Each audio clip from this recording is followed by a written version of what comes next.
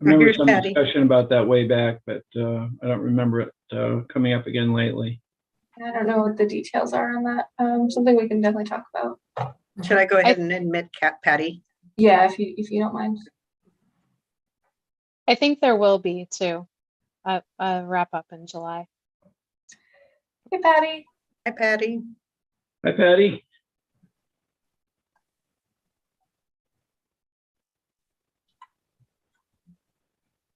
Hi. I just wanted to. Okay. I just wanted to let you know I put it in the chair guide as a note, but our goal for this evening is to complete the judicial topics discussion.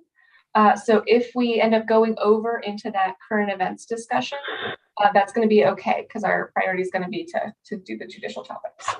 Okay, wonderful. Just I know you do a very good job of keeping us on time. So. Thank you. All right, so it is 5 o'clock. I would like to welcome everyone. Oh, 1 second. I'm inviting everybody in. No, Oh, okay. room yet. That's all right. Okay. Are you ready? Yes, everybody's in the room now. Okay, wonderful. Well, thank you all. It is 5 o'clock and I want to welcome everyone this evening. And I want to say once again to thank you all very much for the time and energy and effort you've put into these meetings. It is greatly appreciated. I am going to read a little bit of a short welcome and talk a little bit about the purpose of our meetings, and then we will do a centering exercise, and then we'll get started. So I'd like to invite you to join me in centering our conversation tonight. Today, we will convene to listen and learn from each other through reflection and discussion. As we reevaluate and improve our public safety practices, we elevate the voices and experiences of the communities who have been and continue to be disproportionately impacted by inequitable systems. We thank all those who have advocated and worked on dismantling injustices in Tigard and in our broader community, and we build off their efforts to create more equitable and just outcomes for people of all backgrounds and abilities. The purpose of our meeting continues to be to develop our understanding of current public safety practices, structures, and procedures, to identify and eliminate institutional racism within Tigard's public institutions by centering equity and racial justice, and to bring forward the concerns and experiences of ourselves and our community, and to bring recommendations to city leadership to improve the lived experiences of all people. All right. I think now we will do a breathing exercise together, and during this period, you may turn off your cameras.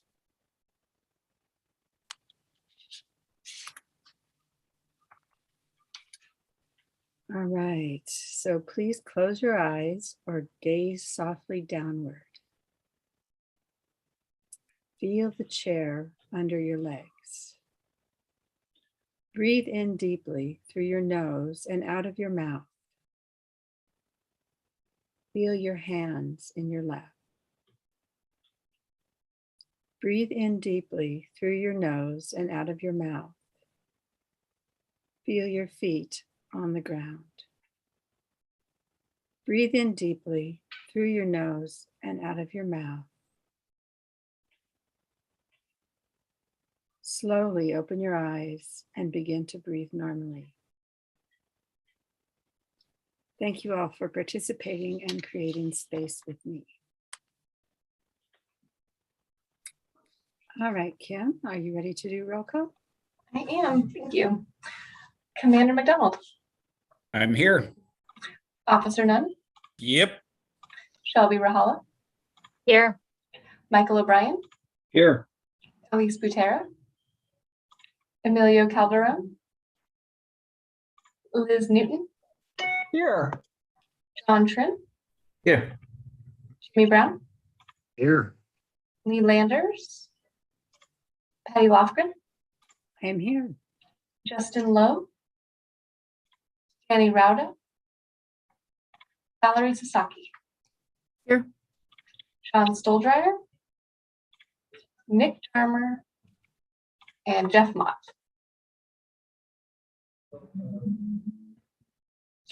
Jeff, you may be muted. Jesus, sorry, here. And that is roll, Patty. All right, thank you, Kim. At this point, I'd like to introduce Tigard's new management analyst and Public Safety Advisory Board staff liaison, Alex Richardson. Welcome. Could you introduce yourself and tell us a little bit about your new position? Sure, thank you. So this is my second week. So I've been with Tigard for 4 full days, almost 5 at the end of today. I've had a great first week so far. I'm most recently coming from the city of Hillsborough. I was actually in special events there, so doing something a little bit different, but I was really involved with community engagement, working directly with the community, nonprofits. I did work a bit with our city council at times and our Parks and Recreation Commission. And then I did a lot of DEI work there too. So I helped develop our first equity toolkit and equity lens, and just generally did some other projects around educating folks and celebrating diverse people. And that's definitely something that's really important to me. And I'm just really happy to be here and learn a lot more about how to best implement policy within the city of Tigard. And this is one of my main pieces of my work here, is working with you all, the Public Safety Advisory Board. So I'm looking forward to getting to know all of you. I only wish I could have gotten involved a little bit sooner, because I know that it's coming to a close now. But I've gotten some great background from Kathy Nyland and from Kim and Tammy and some other folks. So I feel like I'm pretty versed, and I'm just looking forward to learning more about what's to come in the next couple of months. So thank you so much for having me, and I'll be here to take minutes, correspond with you all, do everything that Eduardo Ramos before me did. So please feel free to reach out to me individually if you have any questions, and I'll be at your meetings from here on out. So thank you. Oh, wonderful. Thank you. Welcome. That's great. Is there any public comment tonight, Kim? There's no public comment. No public comment. All right. So tonight, it sounds like no community members have joined us to speak. We do want to reiterate that public comments are vital to the board's mission, and we really do welcome community feedback and participation in our work. If you have comments, written comments must be submitted by 4:30 on the day of the scheduled meeting. And if you'd like to speak at our meeting, please email our staff at the email address that Kim is presenting on the screen. I guess that shoots us on to Commander McDonald's update. Welcome, Commander McDonald. Thank you, Patty. Yeah, the chief is on a much deserved vacation. We like her to go on vacation. That keeps her sticking around here longer, which we all want. And really, she didn't have anything pressing to pass on, but I did have a conversation with Councilor Newton, Liz. Last week, we were talking about some of the topics that came up in the last meeting, which I missed. I was at a conference.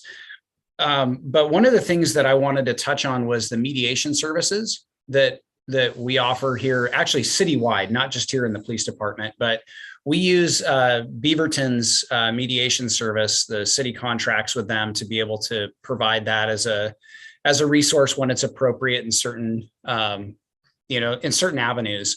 And so we do that on a regular basis here at the city. We'll, when it's appropriate, we'll refer people through the mediation program. We've done it here in the police department a number of times when we've worked with, different issues in the community when it was appropriate to do that.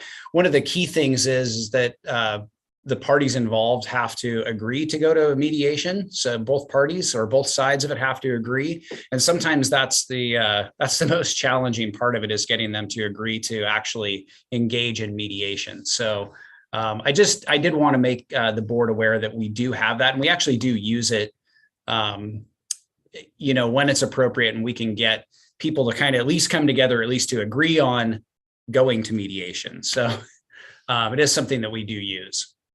Are there any questions that anybody has that they maybe had wanted to ask the chief or anything like that today?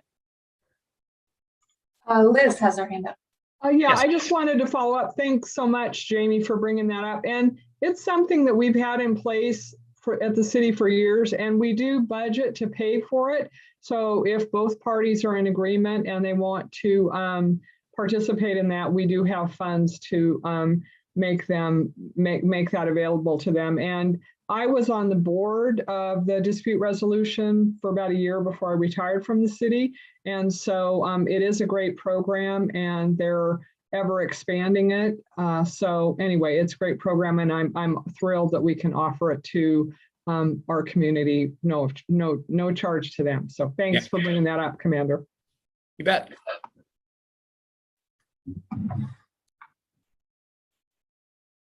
I don't see any other hands, Commander. Oh, Patty, please. Thank you, Commander McDonald. I don't really have a question. I just was going to wish the chief happy 5th anniversary this month. I received a notice in the Tigard Times that this month of April is her 5th anniversary here in Tigard. So happy anniversary, and I'm glad you're on vacation.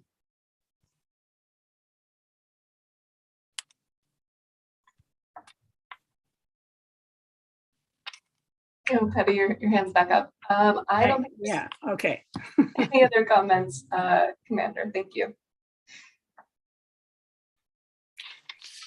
All right, so at this point, I guess we are going to invite Judge Oberdorfer and Judge O'Brien to continue their presentation.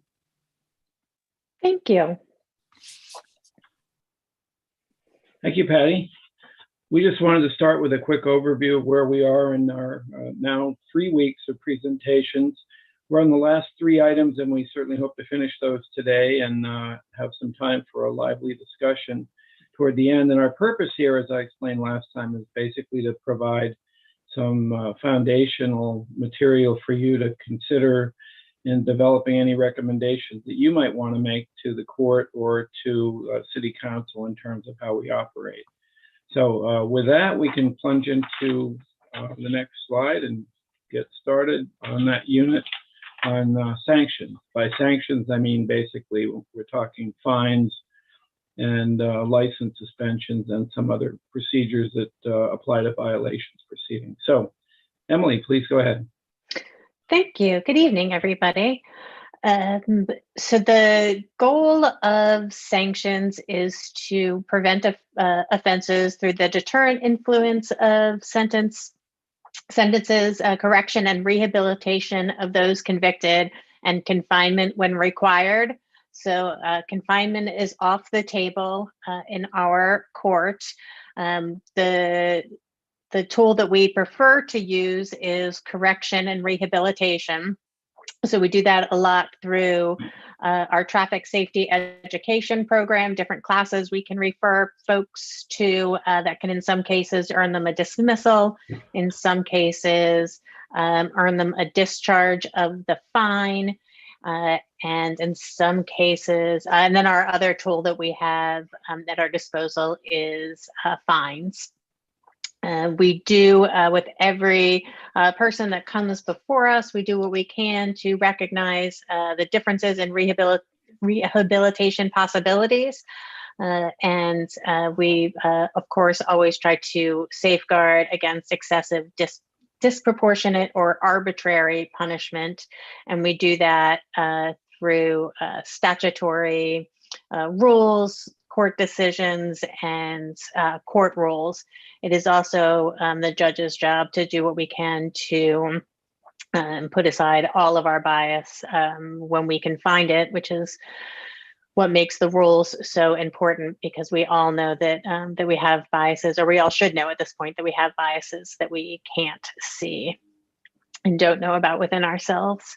And the next slide, we'll talk about the factors we use in imposing fines for violations.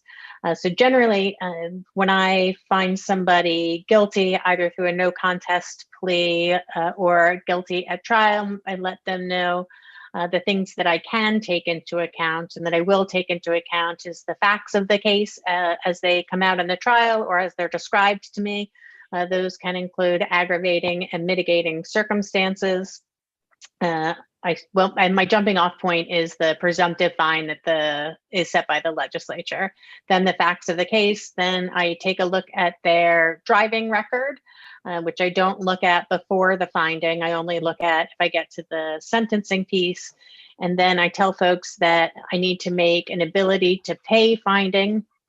I almost always say something along the lines of, I don't want to treat somebody who makes $30,000 a year the same way I treat somebody who makes $300,000 a year. And then I invite them to let me know about their financial situation if they would like to. Some folks do and some folks don't. And all of that comes from the ORS that you see on the PowerPoint before you. And the next slide, I'll pass to you, Judge O'Brien. Thank you. And I just wanted to go back, the first page that Emily talked about had the statutory language right there.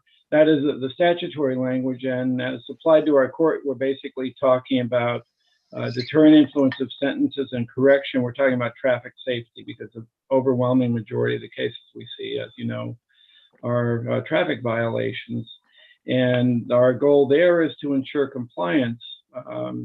As Liz said a couple of weeks ago, I believe, compliance is very heavily stressed in our court, whether it's a traffic violation or whether it's a case brought to us by community services involving a city ordinance violation of some kind. And can we go on, I guess, 2 more slides? There we go. Just to give you an idea, I guess you could say this is the kind of flexibility that judges are given in sentencing in Oregon. And this is all statutory. And here we're talking about a typical violation, a Class B, failure to obey a traffic signal or a stop sign, that kind of violation. Maximum penalty is $1,000. And as you may recall, that includes mandatory $66 that goes to the county before any of it is allocated to the city. The presumptive fine, as Emily just said, is the amount that appears on the front of the citation. That's pretty much the starting point for the calculation. And for me, that meant the starting point going downward. Minimum fine by statute is basically half the presumptive fine of $135. In some jurisdictions, the community service is available, and there's actually a formula. We'll talk a little bit more about that later, that allows conversion of the fine into a certain number of hours of community service. And finally, there's a discharge, which is allowed for criminal fines. And in some cases, especially if there's financial hardship, it may be possible to discharge the fines there as well. Can we have the next slide, please?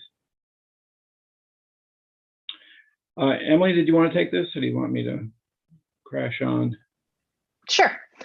The collateral impacts of convictions for violations, and what we mean by the collateral impacts or the collateral consequences are things that are going to happen or are likely to happen as a result of the conviction that are not ordered by the court. So the most common concern folks have, other than paying the court money, is that their insurance rates can go up. There's nothing that we can do about that. If that happens, we don't send it to insurance companies. At the end of the day, we send convictions to the DMV. The DMV has their rules and procedures for who and when they give out that information. I tell defendants, in my experience, insurance companies tend to find out about their convictions when we contact them. So if I call my insurance company, chances are they're going to run my record. They also likely run records when they renew your policy. The DMV also has what's called the Driver Improvement Program. So we don't have points in Oregon, as lots of other states do. The Driver Improvement Program, it changed a little bit recently, and some places it still says the old thing, and some places it still says the new one. My understanding of the program now is that if you get 4 or more moving violations or avoidable accidents in 2 years, The DMV will restrict a right to drive between midnight and 5 a.m. And if you get 5 and 2 years, the DMV will suspend you. Both of those things happen for 30 days. It used to be that they would restrict a right to drive between midnight and 5 a.m. if you got 3 and 18 months, or suspension for 4 in 24 months. I alert people to both because it's a little confusing for me right now. DMV can issue a hardship permit. Hardship permits allow people to drive to and from work, to look for work, to seek ongoing medical attention, and basic family needs. They just added in a couple years ago. So those are for folks that are suspended under certain circumstances, certainly suspended for the driver improvement program. If you have a Washington license, like a lot of folks that pass through our community have Washington or out-of-state driver's licenses, if you get suspended in Oregon under the driver improvement program, they cannot issue you a hardship permit.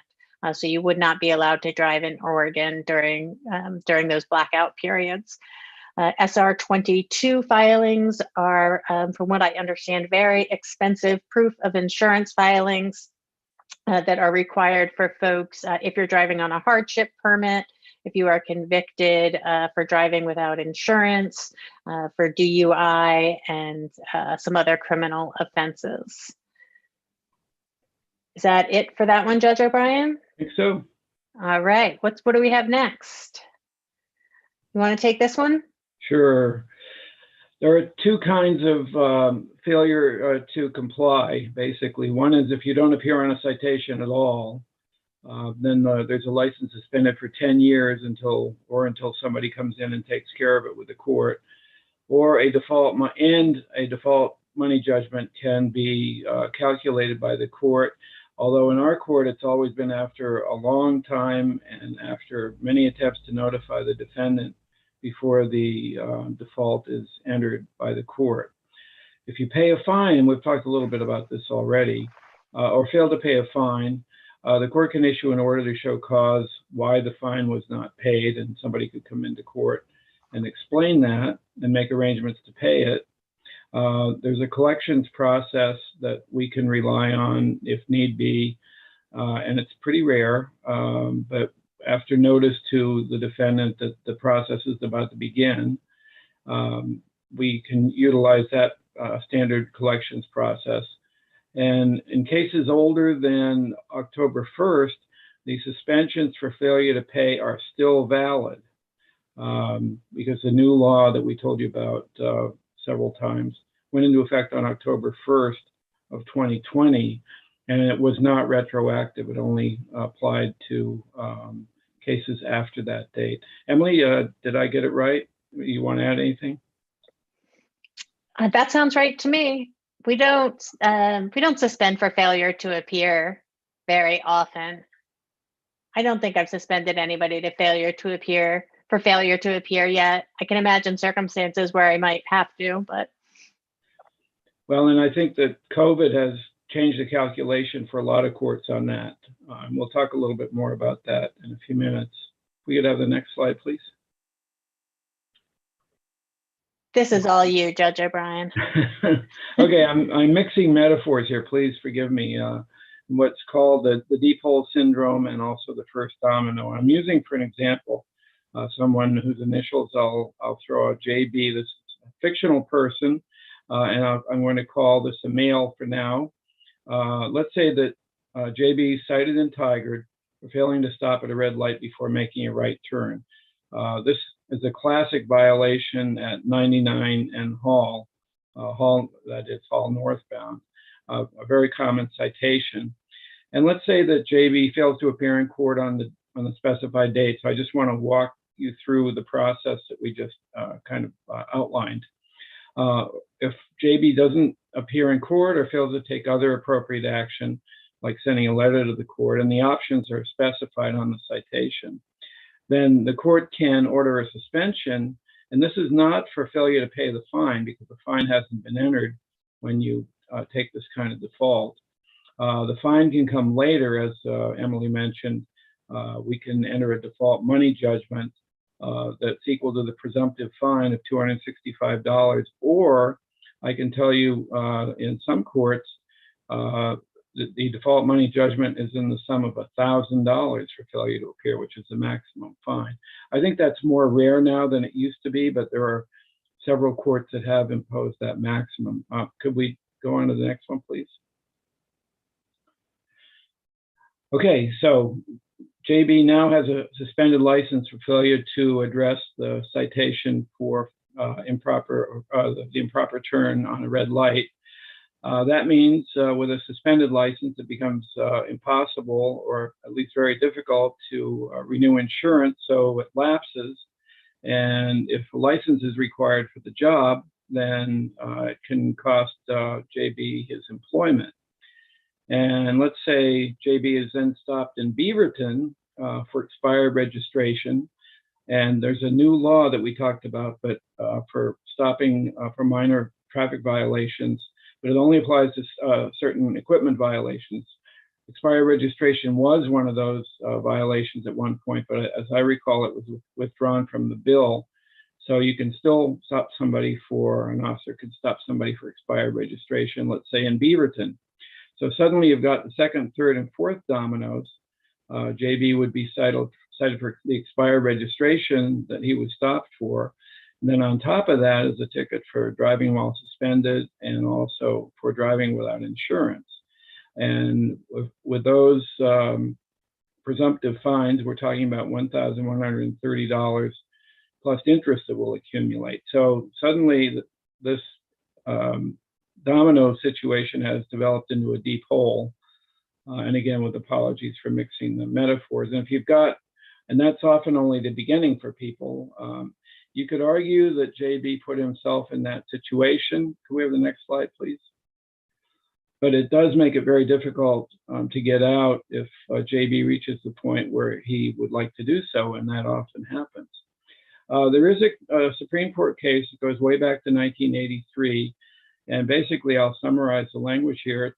It states you can't imprison a person solely because they lack the resources to pay for the penalty imposed by the court. If somebody makes a reasonable bona fide effort to pay it and can't do it through no fault of his own, or I would say their own, it is fundamentally unfair to revoke probation automatically. This is a law, been in the law in the United States now for some 40 years almost. Go ahead to the next slide, please. But I can tell you that there are courts that have not followed the law, and decisions by the US Supreme Court are not self-enforcing. They have to be respected and implemented at lower levels. And I know there have been courts in Oregon that have done this without making any findings about the ability to pay. We have the next slide, please. Oh, there we are. I guess, yeah, maybe you can go back. Okay. Emily, do you want to take this one?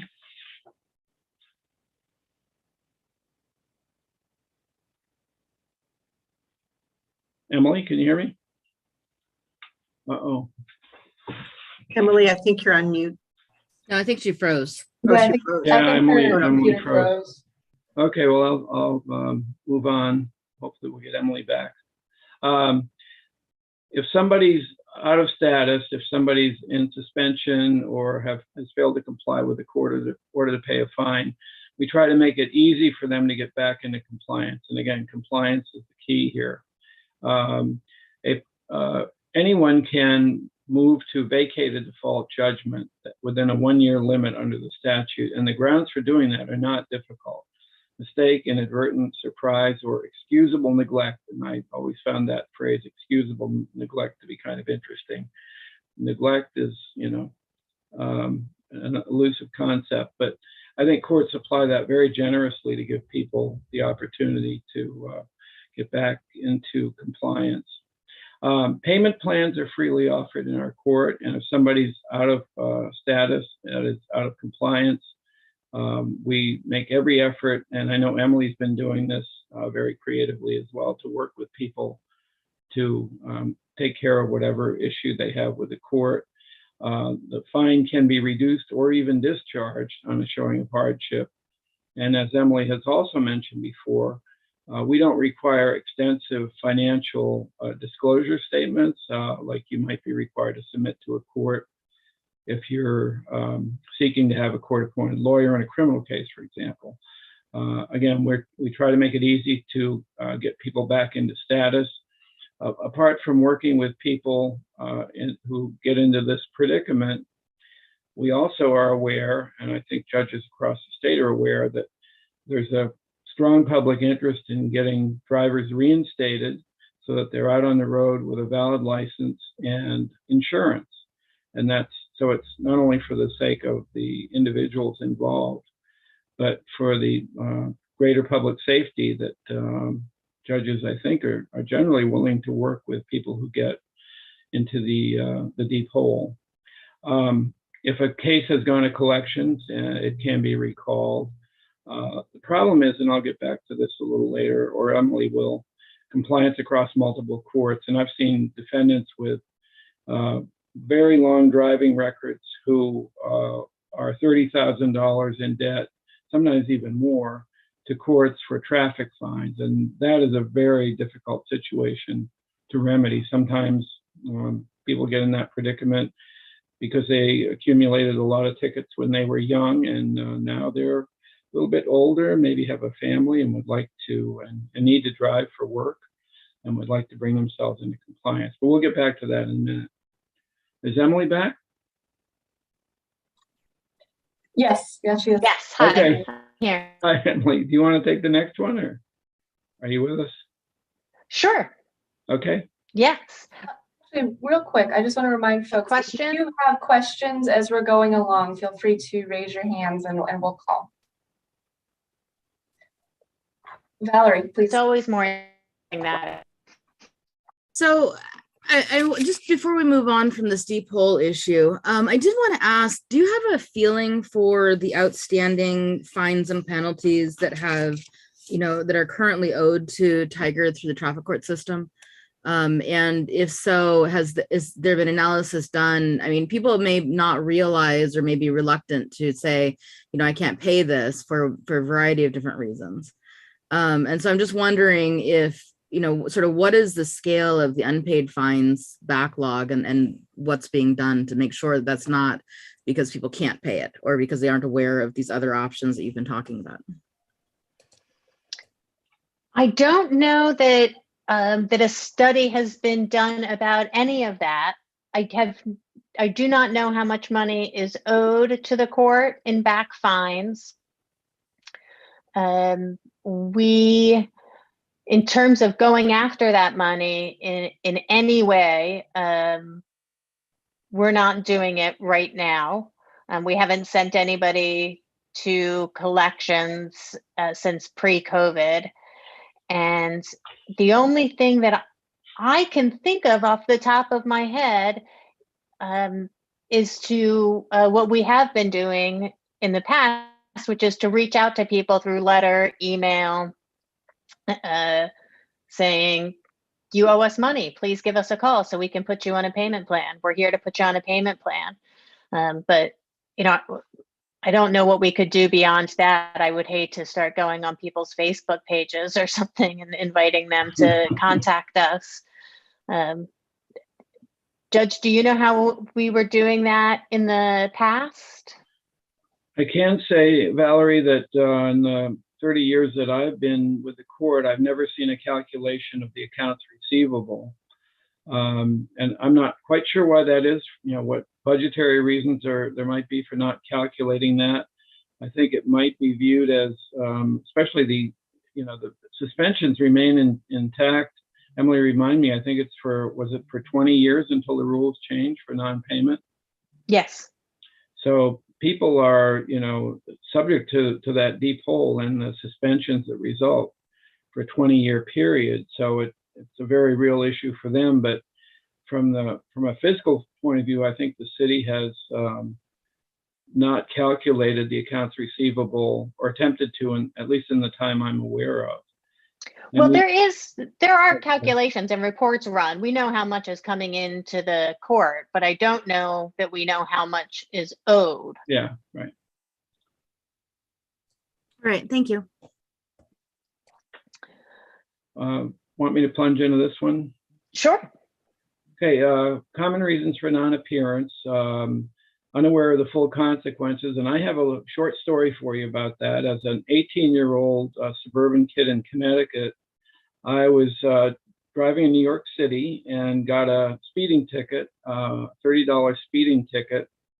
And I figured I was young and irresponsible. I figured that this is another state. What can they do with my Connecticut license? Well, my parents got a letter in the mail saying I was going to be suspended by Connecticut through reciprocity with New York. And they weren't happy about it, but they paid the fine. And I just learned that way that the tickets never go away. I was, again, young and irresponsible. Fortunately, my parents took care of it, but again, I wasn't aware that that could even happen. What often happens with the photo citations now, and I saw this again and again when I worked on those as a pro tem in Beaverton, a lot of people do not receive the citation in the mail because they have an outdated address. Some people receive it, frankly, and ignore it. But a lot of times people don't change their address, even though DMV and the Oregon statute requires that you make an address change within 30 days of relocation. So what I saw happen there was, in the worst case, people didn't find out about their suspension for a year. There's already a default judgment against them, and a year has passed, and they cannot vacate the default judgment. And at one time, Beaverton imposed the maximum penalty for a traffic light violation, and that was $1,000. So people would come in with a $1,000 obligation that they didn't even, when they had not received actual notice of the ticket. So that did happen. It's a pretty heavy consequence to pay for failing to make an address change with DMV within 30 days. I think too, a lot of folks don't believe the photo citations are going to hit their record the same way that an in-person stop does. And I have lots of folks tell me that it isn't that way where they live. And so I think they think it's like a parking ticket, and that it will not appear on their record, and just choose not to go after it that way. That's right. Lack funds to pay a fine, and that's obviously more significant with a fine like the $265 on a traffic control device citation, or even a typical speeding ticket where the presumptive fine is $165. A lot of people, of course, are intimidated by the process, especially people who have limited English or don't have a whole lot of confidence in their ability to handle a court experience. We do make every effort to provide interpreters. It may not be legally required. I don't think it is, Emily. At least I'm not aware of any requirement that we provide interpreters for violations proceedings. But not only is it the fair thing to do, but also it makes the process go so much more smoothly if the judges can understand the defendants and vice versa. The deep hole I've already talked about, but when you're dealing with multiple courts, which may have different policies on how to deal with the fines that have accrued, it can become very frustrated for defendants. They're dealing with different policies in multiple courts. And finally, the pandemic has created massive court backlogs. We've talked about this before. And for obvious reasons, people don't want to appear, even if we do offer in-person court around the state of Oregon, in some courts anyway. Unless there are questions, next slide, please. No questions. And I have a question. Do we really not have to provide an interpreter for violations? I don't know how I could accept a knowing, intelligent, and voluntary plea if I couldn't understand what they were saying. But anyway, that's not for y'all. We always have an interpreter. I'm not aware of any case in Oregon requiring that, although I think courts do it because, again, I think it's the only fair way to deal with the process, and also it's just so much more efficient to make sure people can communicate accurately with each other. Yeah, I'll do some digging and let you know. it could be my fault that I don't speak Mandarin or something. But anyway, that's not why we're here. Okay, a couple weeks after the murder of George Floyd, the Oregon Supreme Court, that was in May of 2020, the Oregon Supreme Court made a statement, and I just want to put that out there. It was a pretty powerful statement, and there's a lot more than just this quote, but basically it says, "We cannot ignore the risk that African Americans, Blacks, and other people of color face as each day dawns. We must ensure that the lives of African Americans, Blacks, and people of color are valued and respected, and that the color of people's skin does not affect their rights to justice or the treatment they are afforded by our system of justice. We must stand firm against racism and oppression. We must be intentional in our efforts to move in a different direction. We must examine anew what we are doing or failing to do to root out conscious and unconscious bias in our legal system." And I found a website that has a compilation of similar statements from state Supreme Courts around the country, and some very powerful material out there, and I'm hoping it'll have some impact. Next slide, please. And this is by way of introduction to social justice topic. And just quickly on this, because I've talked about data at some length before, and I guess I like data because judges like evidence generally. We've talked a little bit about the Oregon Statistical Transparency of Policing report that came out last December. This report has limited usefulness to anyone in Tigard because we were in transition from a court that had a much smaller caseload to a vastly larger court, certainly one of the largest municipal courts in Oregon. Anyway, the report did conclude generally in reference to the state of Oregon that there were statistically significant disparities in predicted versus actual dispositional outcomes for BIPOC individuals. And I think we already talked a little bit about that conclusion. Portland Police Bureau has been under court supervision and therefore has had a strong motivation to keep data. And again, the demographics of Portland are very different, but I just wanted to throw out some information about how the Portland Police Bureau has responded to that, and also to the reaction nationally to the murder of George Floyd. One thing that was interesting that goes back some years, and I did a presentation at a judges conference on this. The traffic unit, the traffic division in Portland, showed smaller racial disparities for Black drivers, whether moving and non-moving, than regular patrol in Portland. And this may be because the violations that they're directed to seek out tend to have more objective foundation. They're really focused on what automobiles do, as well as the individuals driving them. And that's a fairly standard finding across the country from what I've been able to detect. And again, in Portland, drivers perceived to be Black or African American were significantly more likely to be stopped for non-moving violations by both traffic and non-traffic divisions. So can we go to the next slide, please?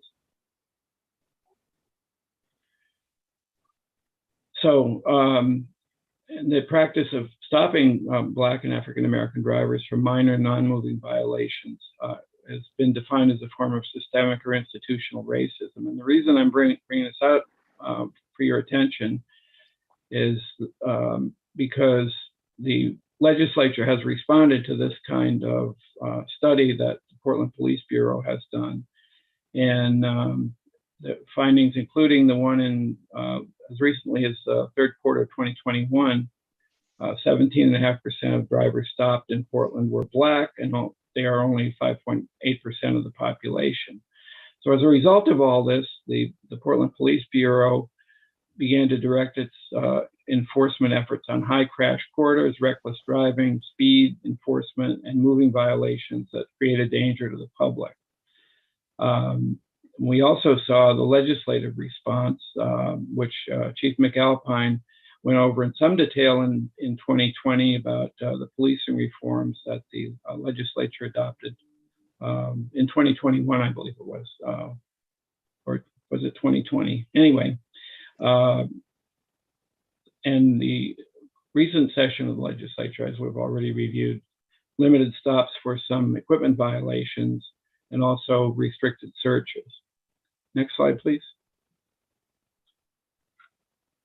Okay, just finishing up on this data. Pandemic data show that there were the BIPOC drivers are overrepresented in part because they are more likely to be frontline or essential workers and therefore out on the street more at night. In non-moving violations, obviously, there's more officer discretion involved, but stops late at night can overlap with a DUI enforcement strategy. And because of their jobs, BIPOC drivers are more likely to work late. So the data can be skewed by all those, well, realities from the pandemic. Next slide, please. Emily, do you want to take that on? I feel like this is your data and that you should present. Sure. So again, dealing with after the stop situation, are BIPOC and LGBTQ plus individuals subjected to different treatment?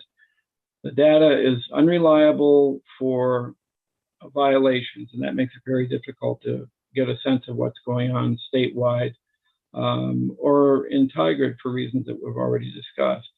At the level of criminal offenses and imprisonment, the data is more easily obtainable and more revealing that 10% of the prison population is Black in Oregon compared to just 2% of the population. If you wanted to take a look at violations and, for example, at charging decisions, you'd have to examine officers' notes and police reports and compare them to the charges. You'd have to look at whether warnings were issued. I think that sort of microdata is simply not available, and courts don't track that data at all. The only data we receive on race and ethnicity and gender is what's on the front of the citation. That's based on whatever the officer enters, obviously.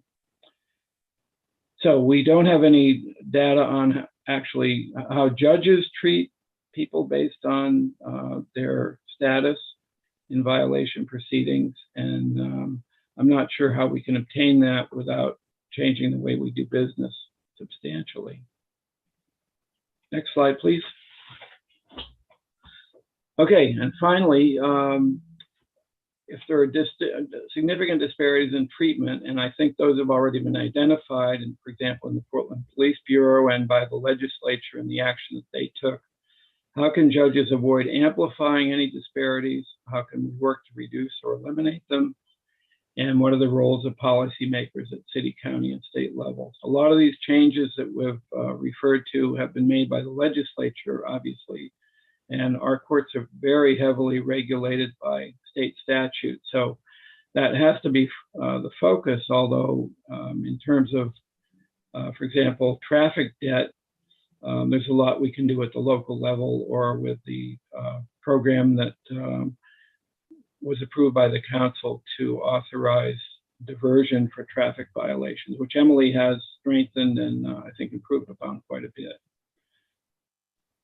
I'm going fast, so I want to make sure that I'm not overlooking any questions, and I can't see if any hands are raised. Valerie. Hi. So thank you, Judge. I appreciate this presentation. It's been very enlightening. I guess one question I do have for both you and for Judge Oberdorfer is with respect to education of court personnel. You know, often court personnel are a member of the public's first interaction with the court system.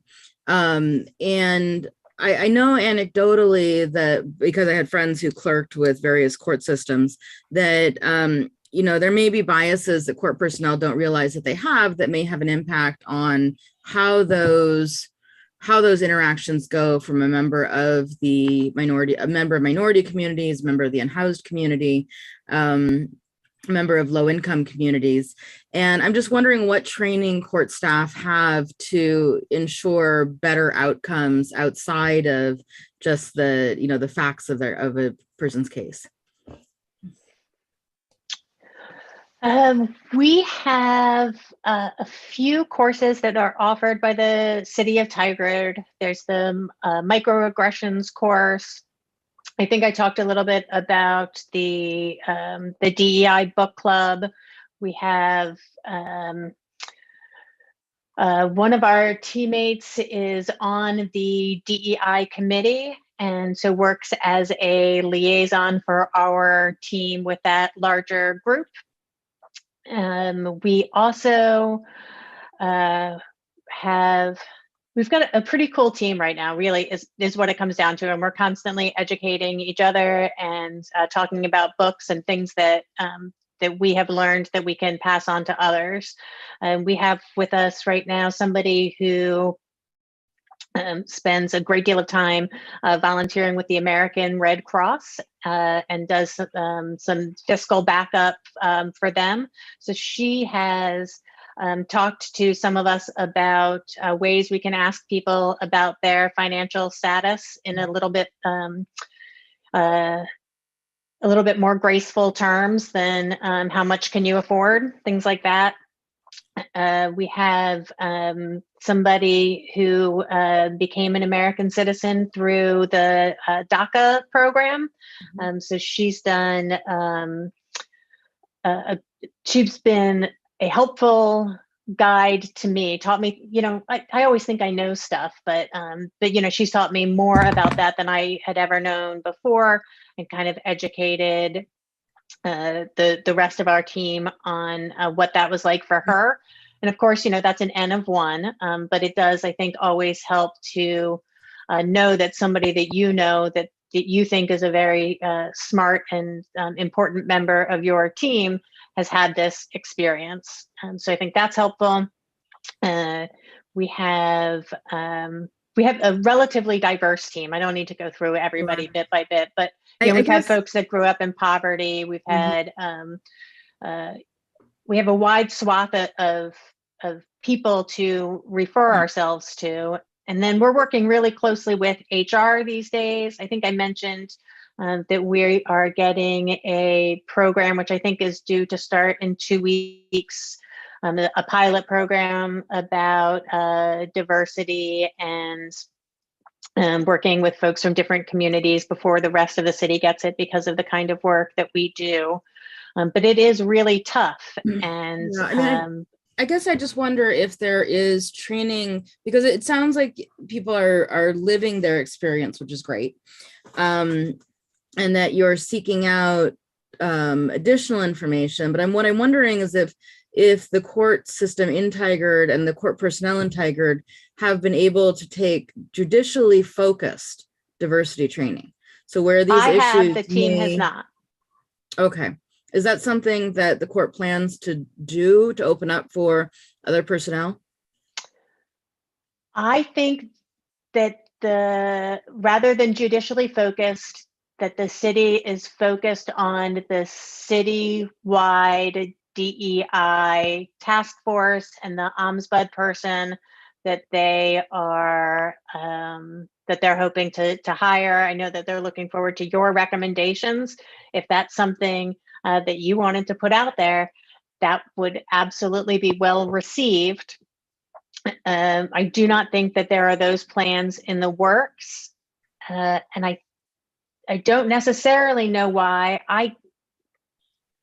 They are very limited in what they can do. They don't get to make any decisions.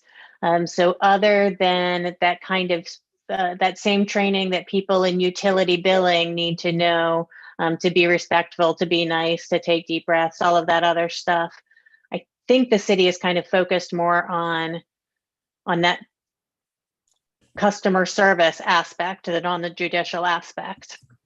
But I certainly wouldn't be, I would love it if they got more judicial training. All right, thank you.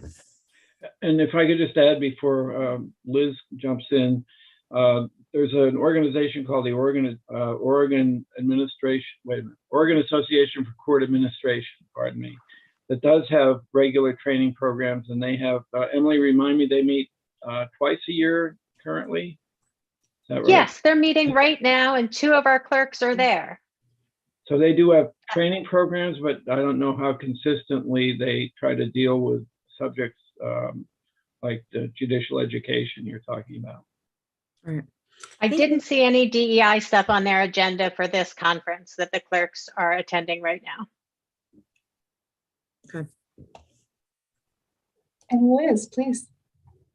Yeah, I have a different question, but I just would like to follow up on Valerie's point, and I think we should put a pin on that recommendation, because if that's something that we want to make sure gets carried forward, I think that's a good idea. We're looking at DEI as part of the budget, so I think we should put a pin in that. So thanks for bringing that up. My question is, I'm looking at this slide, what are the distinct roles of policymakers? And I think this would be best answered by Commander Mcdonald. Given the changes in the law, remind me if our training of officers has shifted at all, and if there's a role for policymakers in terms of how this plays out in our community, or more importantly, if there is not a role. So I'd be interested in seeing remind me how that's affected, and if there's more to do at say the council level on this or not. Thanks. So for clarification, are you talking about specific to like training around social justice issues, or? Yeah, around, when they were talking about Portland and the stops and that kind of thing. I mean, training around, I know we've talked about that, but I just wondered if anything has been adjusted as a result of the laws around this and the kinds of stops that we're making. And, that when we looked at the Portland data, I wondered if our training's affected. And then the second piece of that, is there a role for policymakers as a result of this social justice information? Thanks. Does that make sense, Jamie? Yeah, it does. I guess probably the best way I can respond to that is Portland is a significantly different community and different police department than Tigard is. So it's difficult to draw comparisons between the two. Has training changed as a result of a lot of legal changes? Yes, we have a lot of different mandated trainings, a lot of different trainings that we have changed. But I guess going back further, probably more importantly, is when Chief McAlpine got here, is when we really evaluated the way we do a lot of different trainings, especially around like social justice and that type of stuff. Her experiences in Tacoma really helped to, shape a lot of that culture in this agency before it became legislated to us. So a lot of that stuff changed significantly at that time. In terms of what can policymakers do, I think just constantly be checking and making sure that your police department and your municipal court are meeting the expectations of the community, right? Really, that's the thing that we rely on a group like this, or even more so on an ongoing time frame as city council, right? To make sure that we're reflecting that. And the chief talked last time about the Tigard stops data, correct? Or was that a couple of? We just passed out, I think, the information that you shared, but we didn't go into detail on the stops data. Okay, so the stops data is something that Tigard collects as well, right? And so one of the things that we notice and we look at on a monthly basis, because the data that we get is a trailing 12-month time frame, and we're constantly looking at what are the main things that we're stopping motorists for. And far and away in Tigard, it's speeding and running red lights or stop signs. And I mean, those two different statutes make up, well, the judges could probably attest to this. It's probably over 80, maybe even 85% of the total stops in Tigard. It's really on those high danger types of things. Running stop signs, running traffic lights, and speeding are the really big ones. So, and we just really started getting the best data on that over the last couple months, and it will continue to get better too. So, anyway, does that answer it? Yeah, Liz? thanks. That's helpful. Thank you. Yeah. And it might be mentioned too that most of the, by far the majority of the stops now, or the citations for those two violations, speeding and red light violations, are through the photo enforcement program. And the number of officer generated citations has gone down quite a bit, but the numbers have gone up because of the photo enforcement. So the officers are stopping fewer people, but the numbers are even higher than ever for those two categories that we just heard about. And I should add that there have been a couple of years where other violations, because of concentrated enforcement programs, have rivaled those two. Seatbelts for a while and cell phones for a while, but over the 30 years that I've been with the court, those are by far the most common citations. So there's a real consistency there. We do see a lot of handwritten citations still for cell phones. We see an awful lot of driving while suspended, no operator's license, and driving uninsured. A whole lot of handwritten citations for those come through our court as well. And that is something that I think policymakers could have a say in. You know, I don't know how those stops start. I don't know what the impetus for for making the initial stop for those are, and whether they start as speeding tickets that don't get written up or what, but we do see a substantial number of those. Really quick, Judge Oberdorfer, that might be a good thing to weigh in with the city council on your next annual review, because if there's some discussion or direction around that, that would be good. So thanks. Yes, absolutely on my list. Thank you. Any other Slide, questions please. or comments before we go on with the presentation?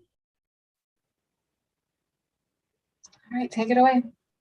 Next slide, or I think we covered, or no, here we are. Reform proposals. Do you want me to plunge into this too, Emily? I'll talk for a little bit so you can take a sip of water. And there's this is our end of our talk here. So this part we could really use your feedback on some proposals for proportionate financial sanctions. So because fines can have a disparate impact on low income groups or groups with limited resources or other financial burdens, you know, what can we do with that?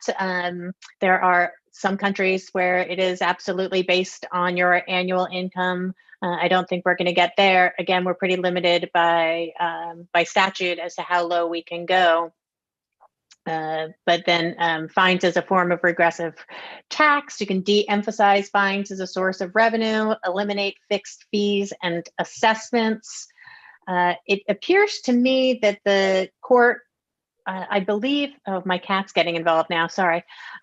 I believe that the court makes up less than 2% of the city's budget. I don't even think we get a slice on the pie chart. I think we're kind of lumped in with other. So here in the city, I don't think that we are seen, or I don't think that we are a large source of revenue. There are certainly that perception, and there are certainly those towns in Oregon. We could offer flexible alternative sanctions, reflecting time commitments, work and childcare. So there's a 24-hour conversion rate. This is certainly something that I would hope that if PSAB feels so moved, that you could advise that we figure out a way to convert to community service. With the statute coming up that will allow us to discharge fines completely beginning in January, I think that it would be really helpful to have folks be able to do some kind of community service in lieu of paying a fine. My idea on that right now, I think that there were some insurance concerns before. It seems as though if we could refer folks to the 501c3 of their choice and get a letter back from that charitable organization with their hours, that could be enough rather than having to assign people particular Tigard IV pulling or something like that. In fact, I should add, Emily, that with the youth court, when we required community service, we did that. We never fined anybody in youth court. We offered them community service and basically instructed them to find, as you described, a 501c3 or other nonprofit of their choice. We'd give them a form for their supervisor to sign off on at the end of the process, and they would satisfy that requirement. We didn't have an hourly conversion rate then, but I just read a study that showed that among nonprofits, that $25 an hour is the value of volunteer services in at least in a typical nonprofit. So that seemed, some courts use a minimum wage conversion rate, which seems, considering the minimum wage is $7 an hour in some parts of the country, that seems a little low. It's better in Oregon, obviously, but we do have some flexibility about that if the board wanted to recommend it. I just want to add one more thing about the second bullet here. The fixed fees and assessments we've already mentioned are not local. That's entirely state imposed. The $66 that I keep, I think whining is a fair word, keep whining about, because it's a number that originally had some kind of rationale to support it, but I think now it's a number pulled out of thin air, basically. And that's something that, again, we can't control locally. Valerie, did you have another question? And then I do. I mean, I don't, the community service option seems obvious to me. And, you know, given that the fines are such a small portion of the city budget, it seems like there wouldn't be a significant revenue impact to that either. You know, what are the barriers currently to the court being able to implement community service as an option in lieu of fines where the judge deems it appropriate? We've talked about it before. It was, as Emily just said, that there were concerns about the administrative burdens on handling the hours and the insurance issues involving the city. And Liz may want to add something about that with her long association with the city. But it was mainly that. Trouble is, if you are dealing with payment agreements, there are also administrative burdens involved in that. So if you're just talking about administration, it might be a wash, but you know, the situation has changed a bit as well. Yeah, really quick to weigh in on that, Judge O'Brien. That was the case, to try to find opportunities for folks to do something in Tigard. That was, you know, we would have to scramble to find projects. I think the idea that you're coming up with folks selecting a nonprofit of their choice and going to that, I think that's a great idea. I also have talked to many people over the years to remind them that, and I've said it before, Tigard Council has historically been interested in compliance. And so there's not a desire to make money off the court. And I think there was frustration as expressed by Judge O'Brien on the minimum, the $66 that we had to pay the state. So I think when we're looking at trying to get folks where appropriate, you know, if it's dismissed or if the judge feels like some sort of opportunity for volunteering or even paying part of the fine is appropriate in order to ensure compliance or try to gain that. I mean, I think this is a good idea. And I think historically our council's view on the court, this would be well received. That's my opinion. Thank you for that. I'll get something written up sooner rather than later. And I guess just to follow up on Councilor Newton's comment, do you need a recommendation from this group? Would that be helpful for that discussion, or is that something that you can do sort of sua sponte? I don't think that I don't know that I need it, but I absolutely know it would be well received and very helpful. So if that is something that the group feels comfortable doing, I would appreciate the support. Okay, so I would like to make a motion that this group consider a recommendation to the court and to the council and whomever else needs to be recommended to explore the possibility of a community service option, because I do think that it's an equity issue. So Patty, I don't know if you want to open discussion on that.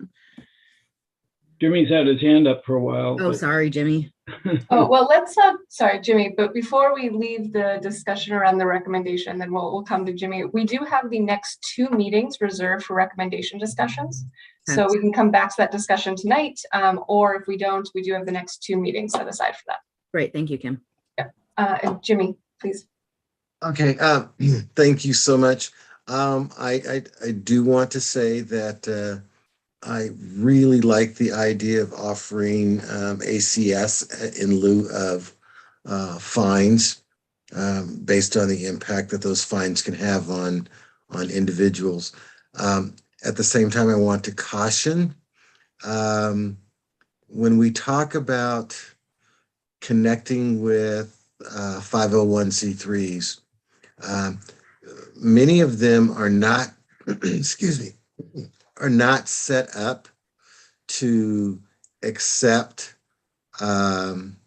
folks coming in for community service in lieu of some other type of disposition from the court, simply from one, the supervision perspective, the type of work that they would be doing at a community organization. And, you know, there are some insurance requirements also that come into play. And I say this because I've in my past, I have examined the prospect of utilizing community service organizations or community nonprofit organizations to assist us with doing community service types of projects. I'm not saying that it can't be done, but I do think we want to check and see if that might produce some type of administrative challenge for a nonprofit. But I mean, I know in my past that many of the organizations were certainly interested in having someone come in, especially those that offered things like clothing, food, because they could then use someone to come in and stock you know, cabinets or whatnot and things like that. So just again, I totally support the concept. Just let's make sure that we're not trying to, in the process of doing one good thing, burden an organization, you know, for seeking to have someone come to their organization for working. And Jimmy, let me add just quickly that was a bit of a challenge with youth court, getting juveniles into an organization for their ACS work, although there were places that we could refer people to, and that it generally worked pretty well, but I think you're right. Having practiced criminal defense for a decade, I am fairly adept at finding organizations that will take folks for community service. The jumping off point in my mind would be to keep the list that Multnomah County Circuit Court keeps, as well as the list that Washington County Circuit Court keeps, and then having that be a jumping off point for folks that don't know where to go.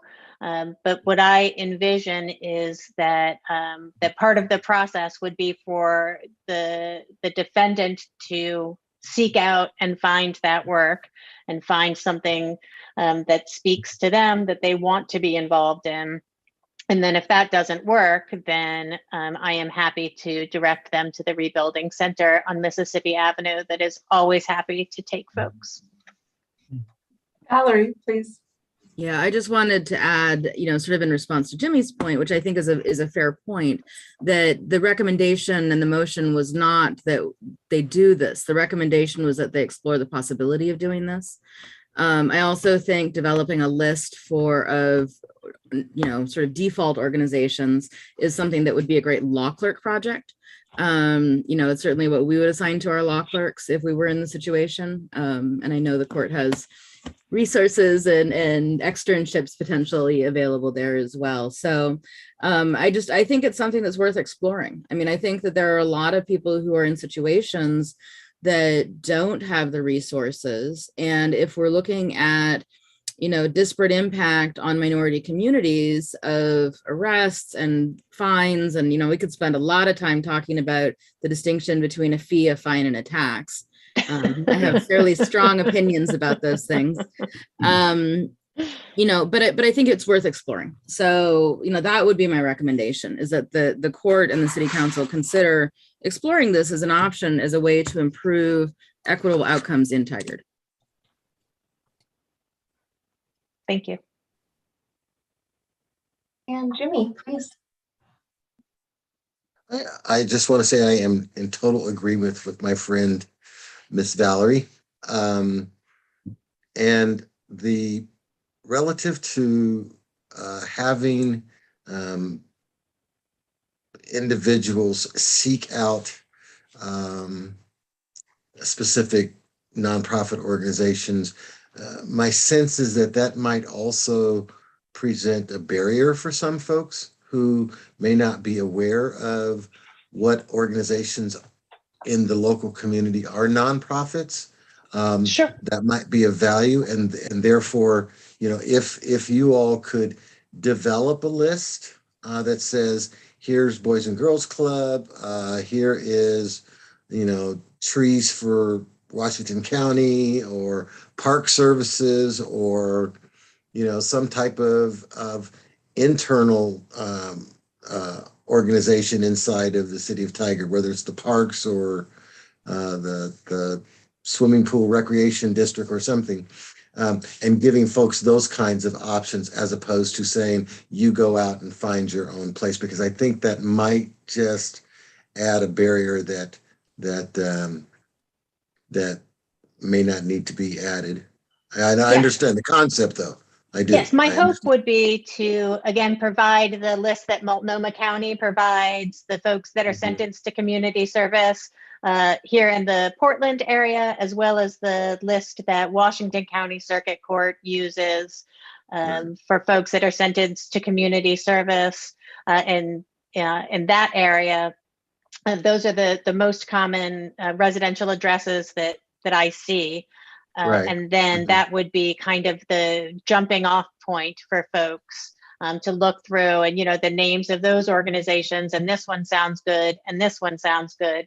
However, if a person has a relationship with their religious organization, Sure. and they want to do it there, they would absolutely be allowed to do it there. We would just have those lists of places that I know will take volunteers. They will take volunteers that have criminal convictions. They do have folks that speak these different languages.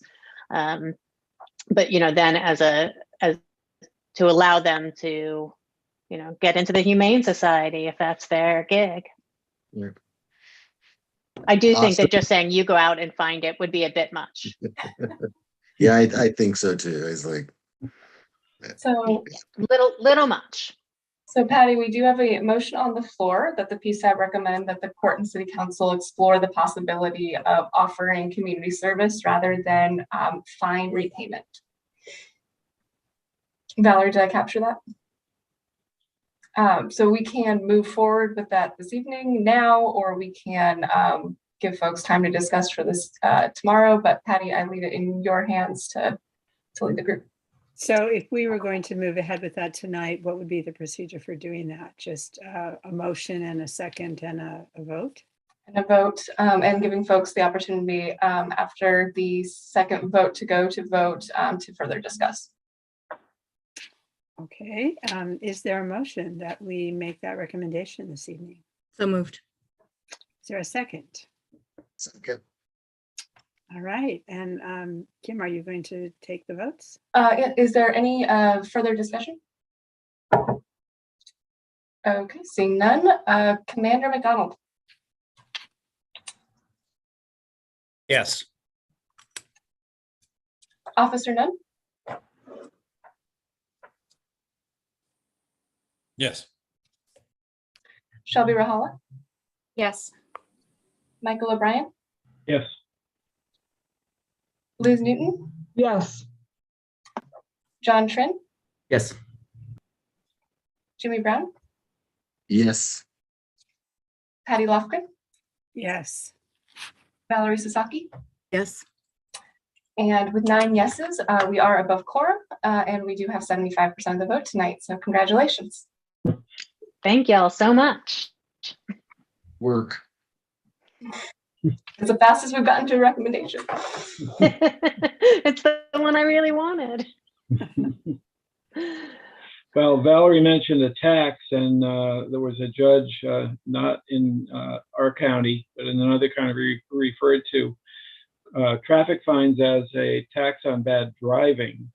And I think that's inappropriate, but it is a regressive tax. It's not correlated with income.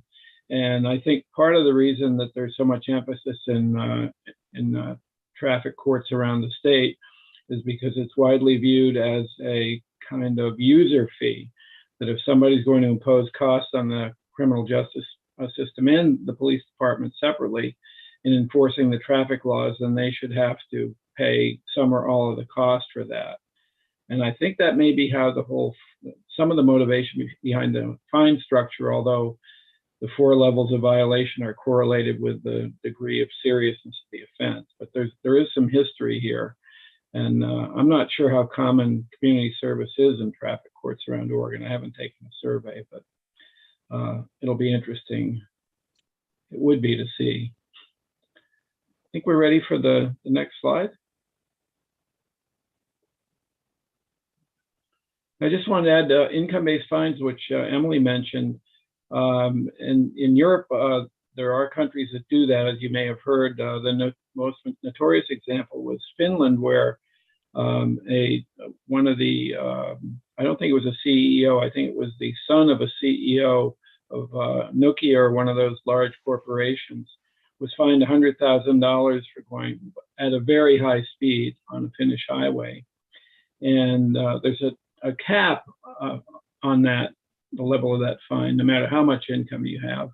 But $100,000 was correlated with his income, which was readily available to the court in imposing the fine. That would be, as Emily pointed out, difficult to do here. Getting into that database would have to have a much more sophisticated system to tap into taxes to really determine what the amount of a fine should be based on income. But day fines do exactly that. They calculate, they have access to how much money you earn, and the fine is calculated in terms of how many days of income. Like if your income is $200 a day and the fine would be 2 days worth of income, then that's how it's calculated, and so on upwards. Anyway, just to go on with the payment agreements, we're already very willing to work with people on that. I think that's always been the case, and Emily has certainly continued that policy. Again, seeking compliance being the highest priority, and she already covered the rest of this, I think, so we can move on. These 2 items, many of you are familiar with Chapter 13, which will let eligible debtors pay off, for example, 28 cents on the dollar of their debt to discharge their debt at the end of the process. There's been discussion of doing something like that in Oregon. It wouldn't require formal bankruptcy, which is, of course, federal, but it would be a similar approach to that. And locally in the Portland area, we've had some discussion. The local judges have had some discussion at various lunches about amnesty programs. And there was an amnesty program in California. Emily, you might remember the details better than me, but it was maybe 10 years ago, maybe more. And the trouble was, it was really just a policy statement that we encourage amnesty because we have so many people with massive judgment debt, and we want to, as a goal, be able to rehabilitate their right to drive and get them out from under this enormous burden of debt. Unfortunately, it left it up to a lot of local courts, and they had wildly different interpretations of what an amnesty really is. It seems to me it would be really hard to do the level of coordination you'd need without some kind of supervision. And that, I think that's one reason why the proposal broke down locally. We just couldn't, we have people with $30,000 worth of traffic debt, but there were always courts where other courts outside, the area, or other courts who wouldn't be participating, where, they'd be expected to pay the full amount of the debt or whatever. So it would be hard to do that on a local basis or even a metro region basis, is pretty much what we decided. And it was very frustrating, but we couldn't come up with a really good model for such a program. And with that, Emily, did you want to add anything? There is an organization, I cannot believe that I'm blanking on their name, but they have done a wonderful job of helping folks that come to them write letters to all of the courts where they have outstanding fines and try to get on a payment program to allow them to have their license reinstated. And it seems to me to be working pretty well. I know that I've probably received 50 letters, and I've received 2 thank you letters from folks who got out of custody and were able to get their licenses back right away. But simply by going on payment plans with all of the courts that they owe money to. So I do think that with the change in law telling us that not to suspend people's license for failure to pay, it does feel like, and my feelings are worth what they're worth, that judges are more likely to reinstate with a payment plan rather than requiring full payment, in the hopes of getting folks out of that deep hole and back to driving legally. Valerie, please. Is it the Northwest Justice Project that you're thinking of? It's not, but they are wonderful. It is, they have an office in Hillsborough and an office in Portland, and the word Oregon is in their title. And if I was at the office, I have their page bookmarked, but I'm not. It's not the Oregon Justice Resource Center. And I guess my other question was, whether there had been any coordination among the Metro Regional judges with this amnesty program idea and the Oregon Laws Commission. Because that does seem like a project that would fit within the style of their projects. I don't know anything about that. With the organization we're talking about was extremely informal. It was a group of judges that had lunch on a monthly basis, and whoever showed up would participate in the discussion. And we realized we needed to move to a higher level of formality to implement anything. We did have some circuit court judges who joined us for lunch, but in terms of where we would go with that, it just seemed like something statewide, something on the scale of California's program, but that would have had more authority to it in terms of stating a goal and implementing it. Mm-hmm. Okay. Thank you. I think we don't have any more slides anyway, but we're very open to further discussion.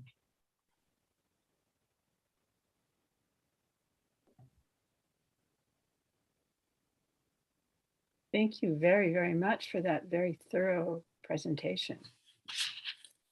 It was a pleasure to be here with y'all. Thank you. Maybe sometimes too thorough. No. So- No. not at all. That was excellent. Questions or comments for the judges?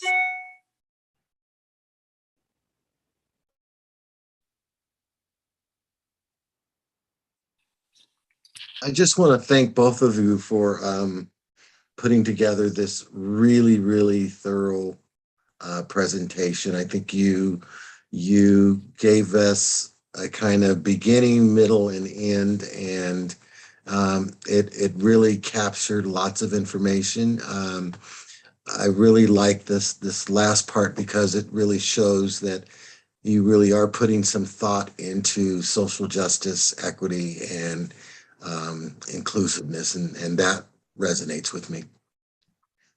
Thank you. I've always really appreciated every comment you've made on every one of these I've listened to. I would love to get to know you one day, Jimmy. I hear you have good stories. Yeah, I tell good stories.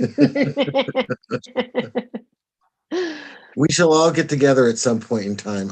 In fact, and I'll just say this very, very quickly, I would like to hope that at some point in time that the city and its processes around group meetings will allow us all to sit in the room together at some point. That's my plan, Jimmy. I'm working on it before we conclude our work. Oh, thank you. That's my goal. And if not, we can meet down at Cook Park. You know, that's a good We'll thing. do something. We'll do an in-person get together somehow. Thanks. There we go. Well, there was a very nice thank you lunch at Cook Park, on Saturday for volunteers and for the PSAB. And yes, they did a very nice job of thanking us with that lunch on Saturday. Any other questions for the judges? I don't see any hands. All right, well then we are moving on to an opportunity for us to discuss current events in Tigard. Is there anyone on the board that would like to bring up a current event and get us started on a conversation?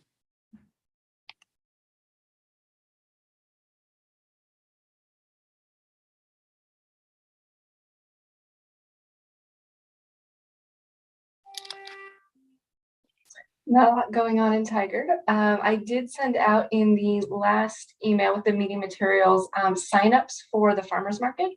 I know quite a few of you attended last year in the spring. I know we're wrapping up soon, but there are a couple dates in May. I'd like to talk to the community about what the board is doing, ask for any last comments, let them know what's been going on, all the work that you've been doing over the last 18 months. I think it would be appreciated.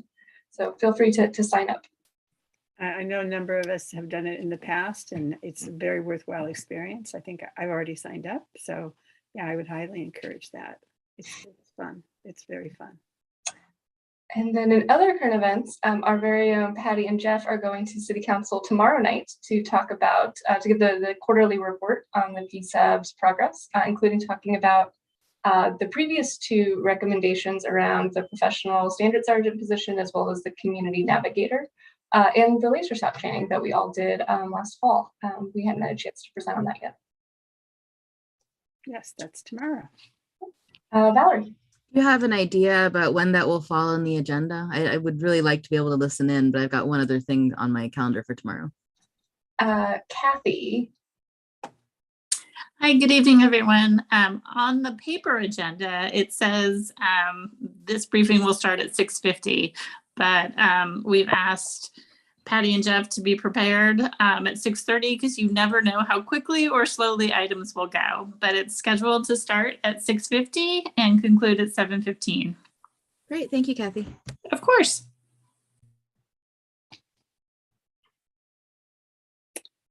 Other comments, questions, thoughts about City of Tigard at this point?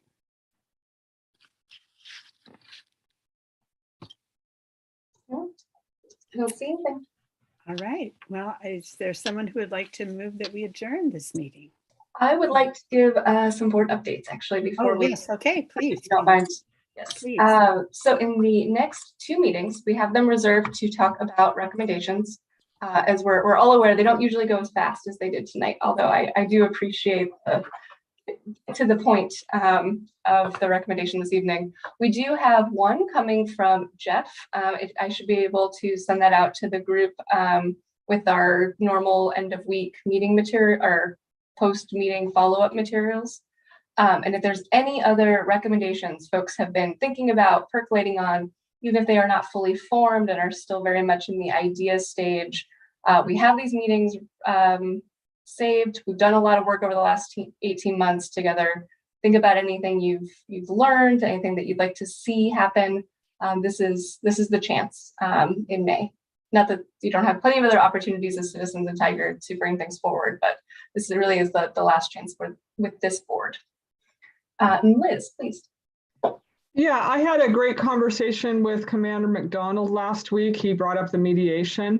I also, because I missed the last meeting, but I watched the whole thing, I also talked to him a little bit about some of the things that I know our police department has done with regard to elders in our community. And he reminded me that, before COVID, we did a lot. So I don't know if I'm putting Commander Mcdonald on the spot, but at some point, I think it would be great for him or somebody in the police department to talk about some of those things. I know it's challenging now, but I know they did, when I was on staff at the city, the police department did a lot of work trying to be proactive about some of the things that were challenging for our elder community. So am I putting you on the spot, Commander?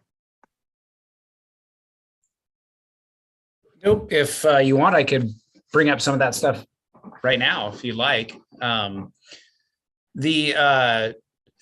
one of the things that we've done is we have a detective that is really well versed in elder abuse and being able to not only do those investigations, but then educate people on what to look for.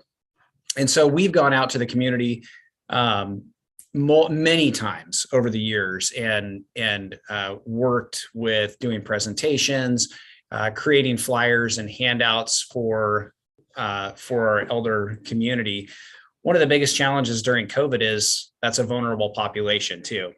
And what we found is that it is way more effective to do that in person than it was to try and do it virtually. So we're trying to get back to that. As things change and evolve and get better, we will get back to doing that. And we've also shared our expertise with a couple of our neighboring cities, King City and Lake Oswego, actually, are two communities that we've shared our expertise in that area. So we do go out and educate on elder abuse. And it's one of those things that we work very closely with the county on, with aging services when it comes to that vulnerable population. And our team here at the police department is actually pretty well adjusted to working with cases that involve elders, because we do have Summerfield, among others, that has a concentrated population. And so officers get those types of calls on a pretty regular basis, and they're pretty used to being able to navigate those. So we've got a pretty solid understanding here in the PD on it.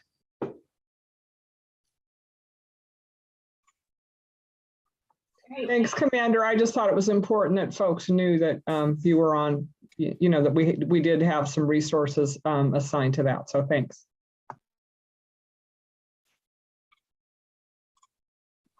Thank you. Patty, I think you can go ahead with your motion now. All righty, thank you. Except Jimmy, please. And maybe I'm being a little early with this. At what point will we be able to have a discussion on city plans to continue PSAP past our June session? And recognizing that that we will be having a new mayor coming up at some point here, I believe after November? Is that the election, the mayoral election? Is that November? November. Yeah, elections in November, they would take office in January. I guess, not to interrupt you, Jimmy, but I think that's, absolutely something to appropriate for the group to discuss. If there was some sort of continuation of a role for a group like this, what would that look like? So I think if there are thoughts on that, I always want more community engagement is better. So I guess if there's, and looks like the commander has his hand up too. So I guess that's what the council would be looking for. There were some specific asks with the PSAB. And so if there's some sort of morphing board or what would that look like? I think that would be an important discussion to have. So we know what we're looking at moving forward if that is what we're going to do. So thanks. And I Thanks, Liz. I think I have an idea what the commander is going to say, but I did put up the schedule again, just so you can see that first meeting in January, one of our topics is what's next. And what it means is what's next for the PSAB and these conversations going forward. I'll let the commander give some more detail about that. Yeah, Jimmy, I do know that the chief has some ideas, and she'd like to talk with this group about those. So because she has some ideas about what it might look like moving forward and what that concept might be. So yes, I know that's part of her plan. She'd really like to discuss with this group, and like Kim said, I think that first meeting in June is when y'all will hear what that thought process of hers is. So yeah, it is definitely on the radar, something that she's been thinking about for a very long time. Yep. All right. Thank you. And then that second meeting in June will be our closing and reflections meeting. And I've got some ideas for how we can kind of tie everything together that we've worked on. All right. Well, thank you, everyone. Any further comments or questions or thoughts? Do we have a motion at this point to adjourn? So moved. Do we have a second? Second. All right. Are we ready to adjourn? No opposition or further questions? All right. We'll have a lovely evening and we will see you in 2 weeks. Good night, Good night, everybody. folks. Good night.